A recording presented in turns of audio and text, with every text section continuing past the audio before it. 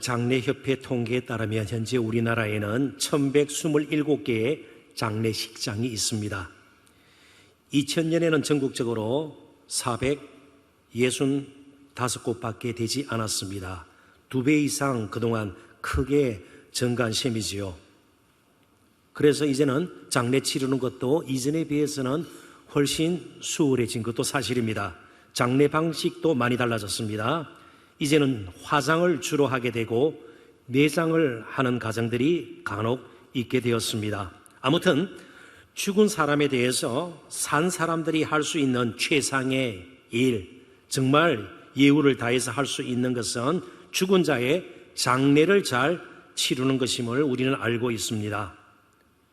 한편 그 누구도 죽음 자체를 문제 삼지 못합니다. 죽음을 건드릴 수도 없는 것입니다. 그냥 죽음 후에 우리가 어떻게 할 것인가, 그것이 관심거리일 뿐입니다. 그런데 한 분이 나타나셔서 죽음 자체를 문제 삼고 아주 비통하게 여기셨습니다. 죽음을 건드리고 무덤 문을 열게 만드신 다음 죽은 자의 이름을 부르면서 그를 무덤에서 나오게 하십니다. 죽은 자를 살리신 것입니다. 예수님은 죽은 나사로를 향해서 이렇게 외칩니다. 나사로야, 나오라. 이 말에 실제로 죽었던 나사로는 무덤에서 걸어 나왔습니다. 그런데 단순히 나사로뿐만 아니라 모든 인류를 향한 외침이기도 합니다. 죄로 말미암아 영적으로 죽은 이 세상 모든 사람들을 향한 생명으로의 초청이기도 합니다. 나사로야, 나오라. 그러나 모든 사람이 초청에 다 응하지 않았다는 사실은 앞으로 우리가 보게 될 것입니다. 예수님께서 나사로를 살리신 후 유대인들이 각각 보였던 반응들이 제각기 달랐기 때문입니다. 신약학자 도널드 거스리는 이러한 예수님의 나사로를 살리신 후에 보였던 유대인들의 반응에 대해서 이렇게 해석을 했습니다.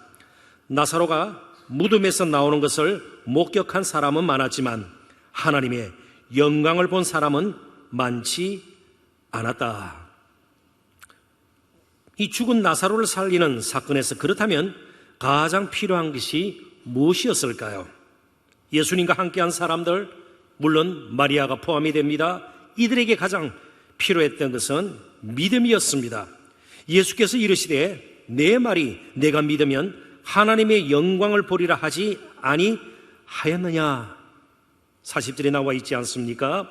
그러니까 하나님의 영광은 정말 지극정성으로 경건하게 제사 드리는 성전과 같은 곳에서만 드러나는 것이 아님을 알 수 있습니다. 하나님의 영광은 무덤에서도 나타날 수 있음을 우리는 기억할 필요가 있습니다. 문제는 우리의 환경이 어떤가가 아니에요. 물론 우리의 삶에 여러 가지 모양으로 영향을 미치는 것 사실입니다. 우리가 지금 처한 상황이 어떤 것인가, 겪고 있는 문제가 무엇인가, 그것은 부차적인 것입니다. 내가 예수님을 어떤 분으로 알고 있고 그 예수님을 실제로 내가 믿고 의지하고 있는가, 이것이 우리의 삶의 차이를 드러낼 수 있는 것이죠. 늘 문제는 돌로 닫혀 있는 무덤, 그것이 아닙니다. 우리 자신의 닫혀 있는 마음이 늘 문제임을 우리는 잊지 말아야 합니다. 죽은 나사로를 살리신 이 사건, 나사로야 나오라의 이 외침이 오늘 우리에게 주는, 오늘을 사는 우리에게 교훈하는 바가 무엇인가, 이제 몇 가지 주제로 몇 가지 측면에서 말씀을 함께 나눠보기를 원합니다. 첫 번째 주제는 세상의 실상입니다. 어찌 보면 끔찍한, 흉측한 무덤 안을 들여다보게 함으로써 예수님께서는 이 세상의 실제적인 모습이 무엇인가를 오늘 우리로 하여금 보게 만드십니다. 38절 39절입니다. 이에 예수께서 다시 속으로 비통히 여기시며 굉장히 마음에 분함을 느끼셨다는 겁니다. 화가 날 지경이었습니다. 이 죽음의 권세에 매몰되어 있는 그런 인간의 연약한 모습을 보고 그런 것을 느꼈죠. 죽음을 적으로 삼은 것입니다. 죽음에 맞서는 그런 예수님의 마음의 표현이 비통이 여기심이에요. 무덤에 가시니 무덤이 굴이라. 주로 돌을 파서 굴처럼 만들게 됩니다. 그리고 그 앞에는 돌로 막게 되는데 원형이나 사각형으로 된 보통 돌로 무덤에 문을 만들게 됩니다. 예수께서 이르시되 돌을 옮겨 놓으라 하시니 그 죽은 자의 눈이 마르다가 이르되 주여 죽은 지가 나흘이 되었음에 벌써 냄새가 나나이다. 부패가 시작되었다는 말입니다. 우리가 뉴스 보도를 통해서 이런 표현의 보도들을 종종 접하게 됩니다. 벌써 죽은 지 한 달쯤 된 백골 상태에, 이건 우리의 현실이에요. 근데 문제는요, 무덤에 돌문을 열어 놓아라는 겁니다. 여기서 문제가 생기는 겁니다. 시신의 상태를 염두에 둔다면 돌을 옮겨 놓으라는 예수님의 말씀을 따른다는 것은 결코 쉬운 일이 아니었습니다. 냄새나는 무덤을 열어 그 안을 들여다보는 것은 보통 일상생활 가운데서 우리가 흔히 보는 일이 아닙니다. 한 번도 그런 적이 없었습니다. 문을 열고 시체를 향해서 누구야 나오라 이렇게 말한 인생이 지금까지 없었습니다. 여기서 우리는 예수님의 말씀에 순종한다는 것이 무엇인지를 다시 한번 깨닫게 됩니다. 신앙생활은 사실은 새로움과 늘 직결이 됩니다. 근데 신앙생활 하면서도 옛날식으로 살던 방식을 고집하고 여전히 자신이 주인이 되어서 합리적인 생각, 이성적인 판단, 내가 가지고 있는 경험을 바탕으로 살아가게 되면 전혀 새로움이 없는 겁니다. 예수님께서 이루시는 일을 경험할 수 있는 기회를 거듭해서 놓치게 되는 겁니다. 한번 생각해 보십시오.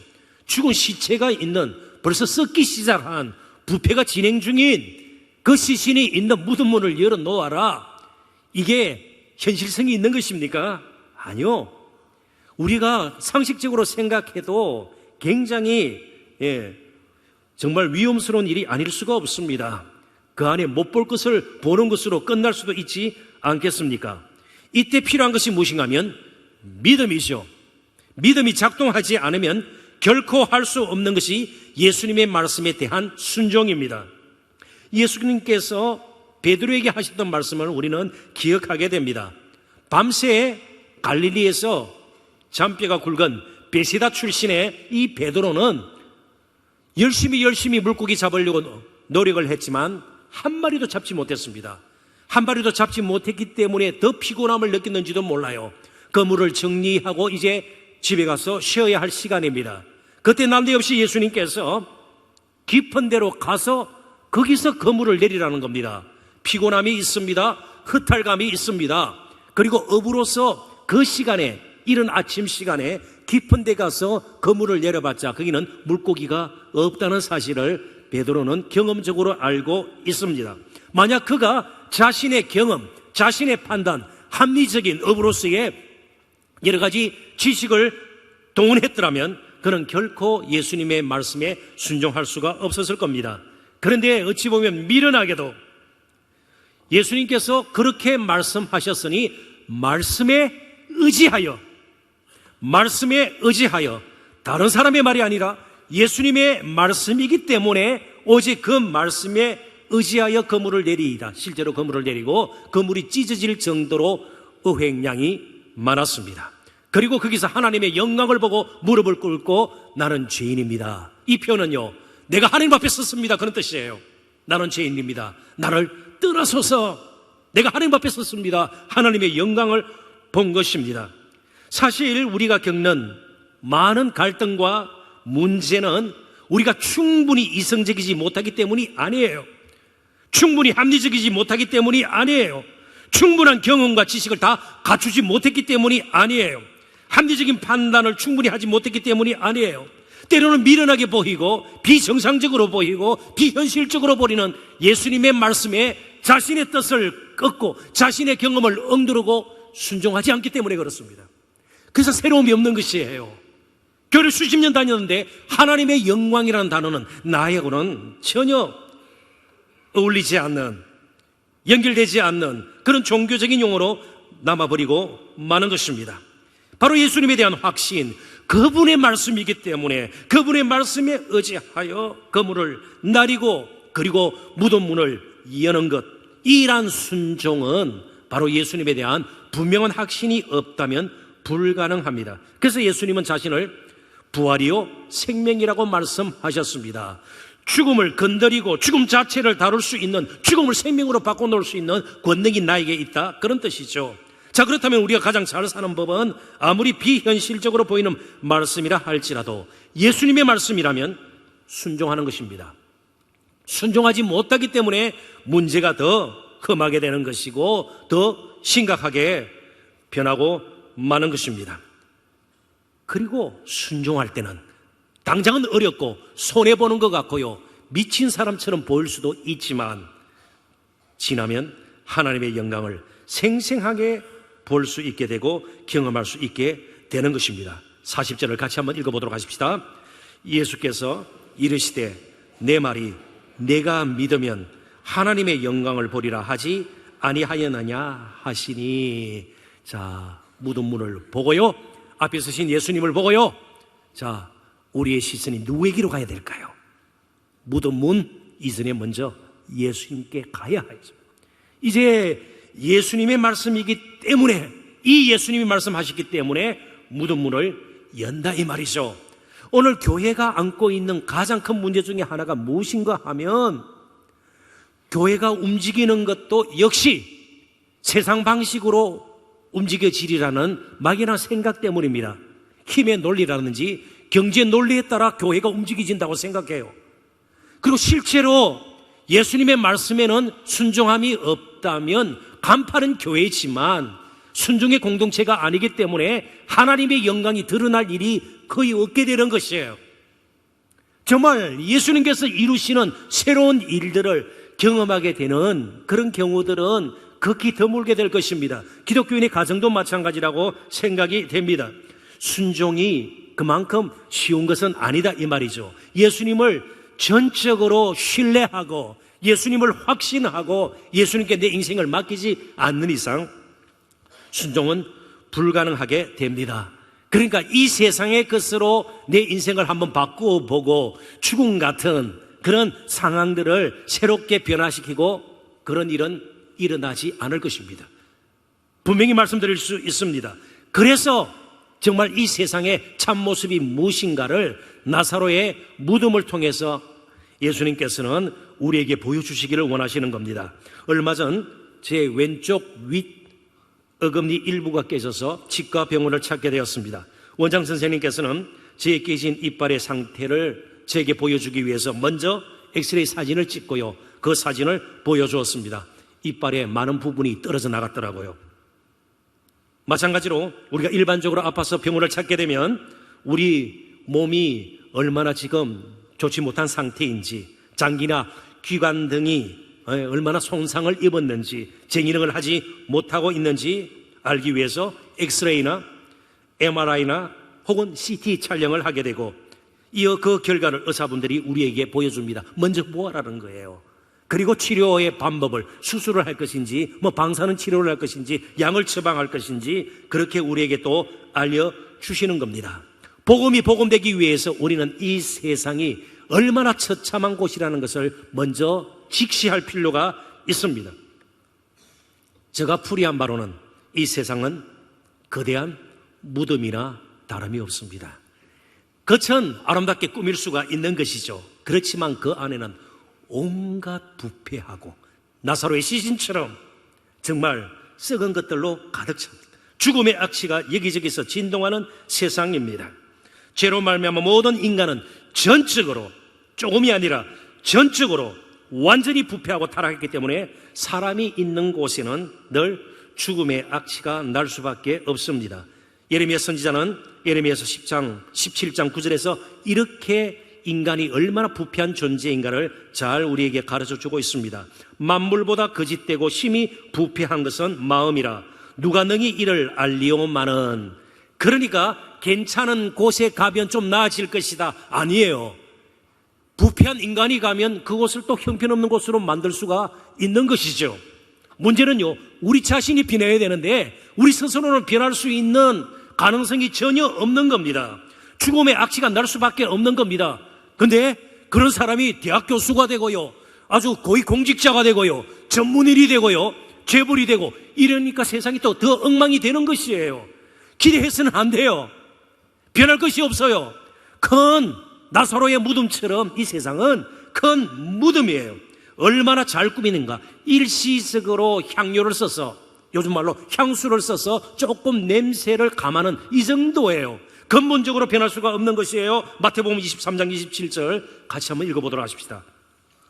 화 있을진즉 외식하는 서기관들과 바리새인들이여 회칠한 무덤 같으니 겉으로는 아름답게 보이나 그 안에는 죽은 사람의 뼈와 모든 더러운 것이 가득하도다. 아멘. 예수님 당시에도 과거 행실이 좋지 않던 여인들이 분명히 있었습니다. 또 이방인들 가운데서는 몸을 파는 여인도 있었을 것이에요. 그 사람들이 항상 옳고 그 사람들이 훨씬 낫다 그런 뜻이 아니에요. 그 사람들도 역시 부패한 인간이고요, 당시 가장 경건하다고 생각했던, 도저히 마음조차 깨끗하고 정말 하나님을 향해서 온전한 의로 잘 준비된 사람들이라고 생각할 수 있었던 서기관들과 바리새인들, 회칠한 무덤요,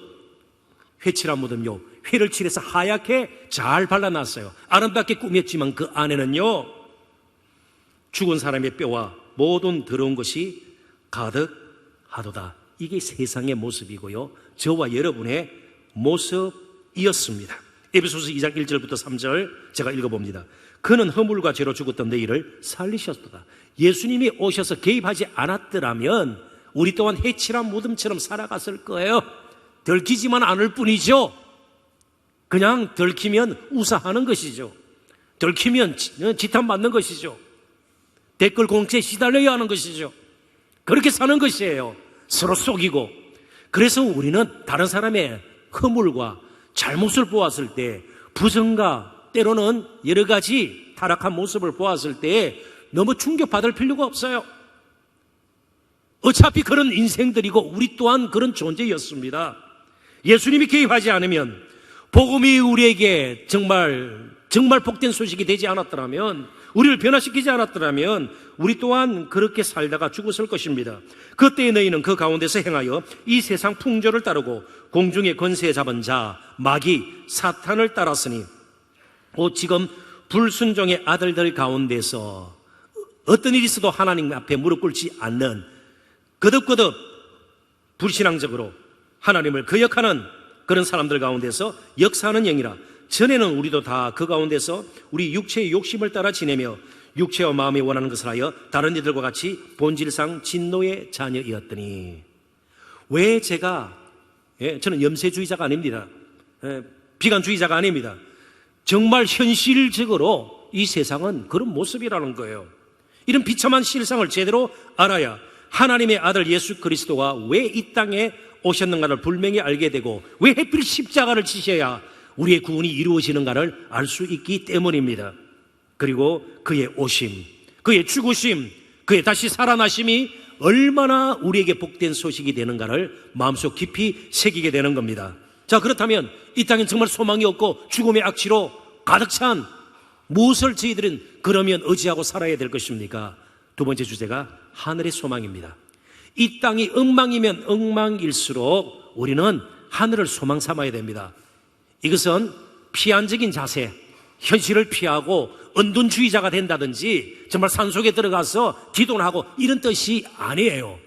진정한 생명이 어디서 오는가를 알고 정말 우리를 변화시킬 수 있는 능력이 어디서 오는가를 제대로 알자는 것입니다. 엉뚱한 데서 찾으려고 그렇게 헛된 수고를 하다가 우리 인생을 스스로 망치는 일이 없도록 하자, 그런 뜻이에요. 41절 42절입니다.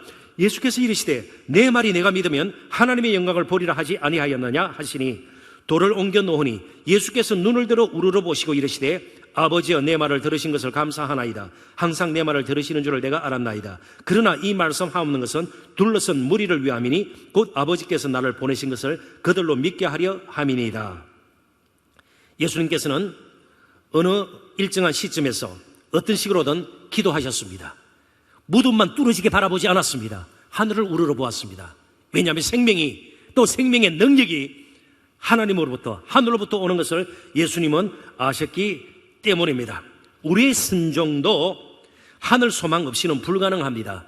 진정한 능력과 생명이, 그리고 나를 새롭게 만들 수 있는 정말 그 역동성이 하늘로부터 온다는 것을 먼저 우리는 마음에 새길 필요가 있습니다. 이 땅에 매여 이 땅에서 삶이 전부인 것처럼 사는 자에게는 자신의 뜻을 꺾고 하나님의 뜻에 굴복하는 일은 거의 불가능합니다.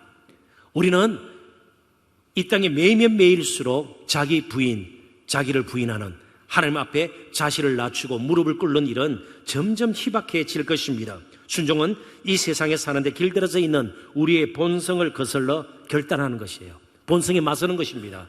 우리의 고집과 자아를 꺾는 것이에요. 이거 없이는 순종이 이루어질 수 없고, 이런 순종이 없을 때에, 무덤 문을 여는 순종이 없을 때에 하나님의 영광을 볼 수가 없는 것이죠. 나사로가 정말 일어나는 것을 볼 수가 없는 것이죠. 그러니까 중요한 것은 우리가 어디에 살고 어떤 사인 것보다 어디에 접속되어 있는가, 어디와 연결되어 있는가, 누구와 교제하는가, 누구와 함께하는가가 그만큼 중요하다는 것입니다. 지난주 중에 제가 휴양차 서울 인근 지역을 다녀왔습니다. 머물렀던 곳과 서울을 오가면서 본 것 가운데 경치가 아름답고 이제 막 단풍이 들려 하는구나, 그렇게 전혀 관심이 없었어요. 정말 눈에 이번에는 확 들어오는 것이 수많은 아파트 촌이었습니다. 정말 아파트 단지들이었습니다. 한강변에도 그렇고요, 얼마나 아파트가 많은지 몰라요. 그리고 건축 중에 있는 아파트 단지도 여럿 보았습니다.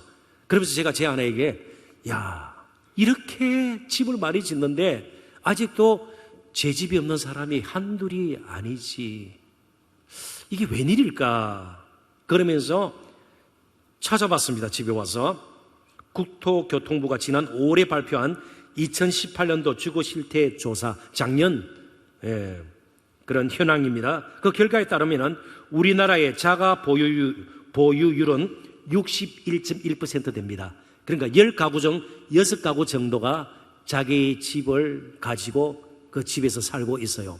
그러니까 4가구 정도는요, 아직 집장만을 하지를 못했다는 겁니다. 집이 이렇게 많아도 그냥 한 집씩 들어가서 살았으면 좋겠어요. 그죠? 근데 그러지를 못한 겁니다. 그러다 보니까 심지어 이 주택 문제가 헌법의 조항으로도 나와 있습니다. 저도 깜짝 놀랐습니다. 우리나라 헌법 제35조 3항. 우리 같이 한번 읽어볼까요? 괜찮은 내용이니까요. 국가는 주택 개발 정책 등을 통하여 모든 국민이 쾌적한 주거 생활을 할 수 있도록 노력하여야 한다. 근데 정부가 이렇게 노력한다고 해서 다 되는 것이 아닙니다. 왜요? 여러 채 가지고요, 부동산 놀이하는 사람들이 있잖아요. 쾌적한 주거 환경보다 쾌적한 마음들이 돼야 돼. 쾌적한 사람들이 모여야 그렇게 쾌적한 우리 삶을 함께 살아갈 수 있는 것이죠. 그러니까 온전한 집은 이 땅에 있는 것이 아니에요. 하늘에 있는 겁니다. 이 땅에서 결국 자랑할 것은 뭐예요? 어떤 무덤이냐? 그래서 큰 무덤을 짓는 바로도 있었고요, 우리 신라시대의 왕릉들도 보면 얼마나 무덤이 큰지 몰라요. 그리고 요즘 시대는요, 그래도 국립묘지에 안장되는 게 참 가문의 영광스러움 아니겠습니까? 그러나 우리는 그럴수록 하늘의 집을 생각해야 합니다. 하늘에 늘 소망을 두고 살아야 합니다. 우리의 마지막 머물 곳은 이 땅의 무덤도 아니요 납골당도 아니기 때문에 그렇습니다. 평소에 늘 하늘을 보는 습관을 길러야 합니다. 멍하니 하늘을 보자 그런 뜻이 아니에요. 하나님이 계신 하늘을 보자는 겁니다. 하나님과 지속적인 교제가 이루어져야 된다는 것이에요. 그러니까 우리 인생의 위기는요, 기도 없이 살아도 사라지는 나 자신이 바로 인생의 위기예요. 그것이 바로 위기예요. 기도하지 않아도, 하나님 잊고 살아도 사라지는 것, 이게 무서운 유혹이에요. 그래서 우리는 마음을 놓아서는 안 될 겁니다. 왜냐하면 믿음은 의지하는 것이 바뀌는 것이기 때문에 그렇습니다. 이전에 의지했던 것, 그게 학벌일 수 있고 스펙일 수 있고요, 나의 직장일 수 있고요, 나의 외모일 수 있고요, 나의 재산일 수도 있는 것 아니겠어요? 사회적인 신분일 수도 있는 거 아니겠어요? 그걸 얼마나 자랑하고 사람들이 알아주어야 하고요, 어떻게 평가하는가에 늘 관심을 두어야 하고요, 그러면서 그죠? 날마다 프로필 사진 바꾸고요, 그러지 않아요? 그죠? 어떻게 하면 누가 좋아요 몇 번 했는가 댓글 날마다 수시로 보고 말이죠. 이런 식으로 살던 우리가 이게 아니구나, 이제는 하나님이 나의 진정한 의지시고 하나님께서 나를 위해서 예배해 두신 하늘의 집, 본향의 집이 나의 영원히 머물 곳이다. 나는 그곳을 향해서 가는 인생이기 때문에 웬만한 것에 한눈 팔지 않고 나에게 주어진 하나님께서 이 땅에 사는 동안 나를 통해서 이루시고자 하는, 드러내시고자 하는 영광을 어떻게 하면 드러낼까 고민하면서 하루하루 사는 것이 저와 여러분의 삶 아니겠어요? 그게 그리스도인의 삶이고, 그런 그리스도인의 가정이고 교회의 본질이 아니겠어요? 그렇기 때문에 우리는 결코 속아서는 안 됩니다. 처음부터 끝까지 우리는 하늘에 속한 자이기 때문에 하늘에 속한 자들의 삶의 방식을 따라 살아야 되는 겁니다. 그러려면 꾸준히 위의 것을 찾는 그런 습관을 우리는 가져야 합니다. 자, 그렇다면 저는 한 가지 정말 놀라운 기적이 무엇인가를 소개하고자 합니다. 우리가 예수 믿게 된 거 기적입니다. 하늘에서 온 것이에요. 믿음은 은혜로 준 것입니다. 우리 스스로 만든 것이 아니에요. 우리가 노력해서 얻은 것이 아닙니다. 전적으로 하나님의 선물입니다. 하나님의 은혜입니다. 그런데 바로 우리가 하루하루를 기적처럼 살 수 있는 이유는요, 그러한 믿음을 가지고 정말 이 땅이 전부가 아닌 것을 알고 우리의 본향이 어디인가를 알고 이제는 의지할 것이 무엇인가를 알고 믿음을 계속 지켜나가는 것, 그것이 기적이에요. 믿음으로 사는 것, 그게 기적이에요. 믿음을 지킬 수 있는 것, 이게 기적이에요. 힘들고 어렵고 위기에 봉착했을 때라도 예수님의 신실하심을 믿는 것, 예수님이 부활이요 생명임을 믿고 하늘에 내 인생을 걸고 살아갈 수 있는 것 자체가 기적입니다. 이런 기적 가운데 우리는 하나님의 영광을 보게 되는 것이죠. 이제 나사로가 무덤에서 나오는 극적인 장면으로 우리가 한번 돌아가 보십시다. 세 번째, 부활의 능력입니다. 오늘 우리에게도 나사로를 살리는 능력이 있음을 여러분 믿으셔야 합니다. 무슨 소리 하십니까? 한번 보십시다. 43절 44절 우리 같이 한번 읽어볼까요? 이 말씀을 하시고 큰 소리로 나사로야 나오라 부르시니 죽은 자가 수족을 배로 동인 채로 나오는데 그 얼굴은 수군에 쌓였더라. 예수께서 이르시되 풀어놓아 다니게 하라 하시니라. 아멘. 정말 생생하게 지금 라이브예요. 지금 생중계하고 있어요. 유튜브에 막 올라오고 있어요. 지금 나사로가 들어갔던 무덤에서 지금 나사로가 나오는데 수족을 배로 동인 채로 나옵니다. 얼굴은 수군에 쌓였어요. 이게 실감이 납니까? 아마 사랑하는 가족이나 그죠? 친척의 입간식 참여하신 분들은, 저도 얼마 전에 양쪽 어머니 다 세상을 떠나셨기 때문에 이 모습을 보았습니다. 배로 동인 모습을 보았습니다. 얼굴을 수군으로 가린 것을 보았습니다. 지금 나올 때에 씩씩하게 나왔을까요? 아니요. 굉장히 부자연스럽게 펭귄처럼 나왔을 겁니다. 수족이 배로 동여매 있기 때문에요.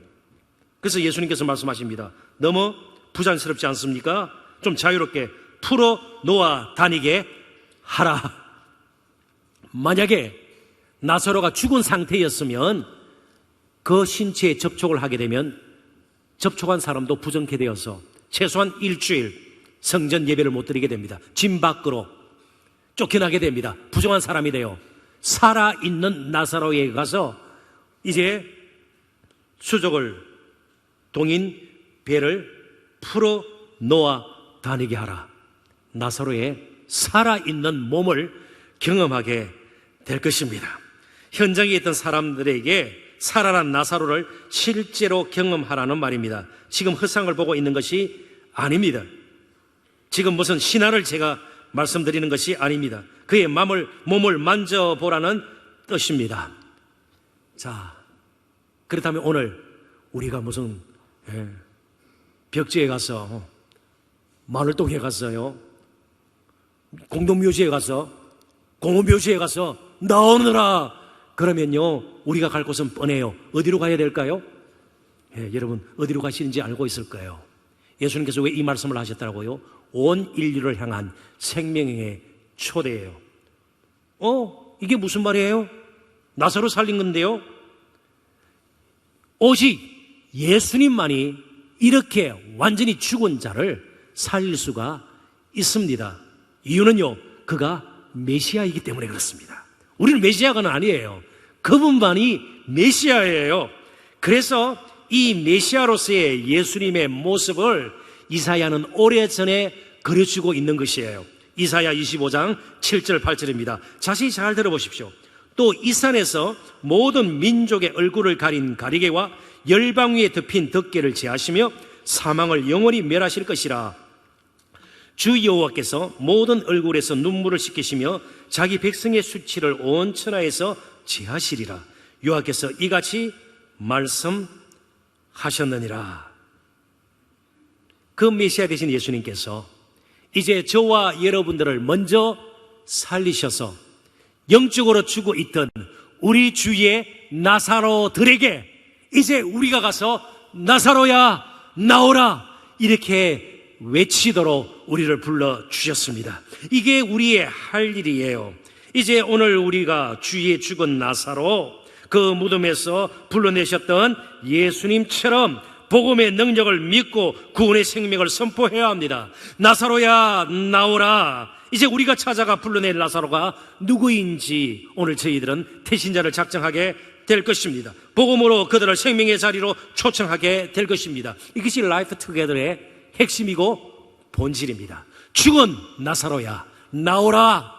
이게 라이프 투게더예요. 그래서 하나님께서 우리에게 복을 주셔서 1년에 2번, 봄철에 라이프 투게더 1, 그리고 가을철에 라이프 투게더 2, 정말 죽어 있는, 죽은 가운데서 정말 꼼짝달싹을 못하고 수족을 배로 동인 채 썩어가는 나사로처럼 정말 허망하게 소망 없이 살아가고 있는 우리 이웃들, 멸망의 자리로 다름박질하고 있는 그들을 이제는 생명의 자리로 옮겨놓는 이 놀라운 일들을 저와 여러분이 감당해야 될 것입니다. 그렇다면 이제 우리의 관심이 세상의 평판이나 사람들의 갈채가 아니지 않습니까? 한 영혼이라도 더 하나님께로 인도하고 이 세상을 떠나는 것이 중요할 따름입니다. 나사로를 살리신 예수님께서는 모든 영광을 자기가 독차지하려고 하지 않았습니다. 하나님의 영광을 드러냈을 따름입니다. 바로 이 부분을 제가 늘 인용하는 팀켈러 목사님은 이렇게 풀이를 했습니다. 그분은 심판하기 위해 오신 것이 아니라 도리어 심판을 당하셨다. 나사로를 무덤에서 나오게 하려면 자신이 무덤에 들어가셔야만 했다. 한 영혼을 살리는 것은 쉬운 일이 아닙니다. 해산하는 수고와 같은 것이고요, 때로는 만물의 찌꺼기처럼 여김받을 수도 있는 것이고요, 죽음과 같은 그런 고통, 아픔, 슬픔을 겪어야 한 영혼이 살아날 수가 있는 겁니다. 라이프 투게더를 통해서 정말 나사로를 살리셨던 예수님의 그 부활의 능력이 함께 임해서 정말 믿지 않던 우리의 사랑하는 가정 식구들, 친지들, 이웃들이 하나님 앞으로 정말 이제는 풀려나 나오는 것을 함께 보는 그런 기적들, 하나님의 영광을 함께 누리는 저와 여러분 되시기를 주님의 이름으로 축원합니다. 기도하십시다. 하나님 아버지,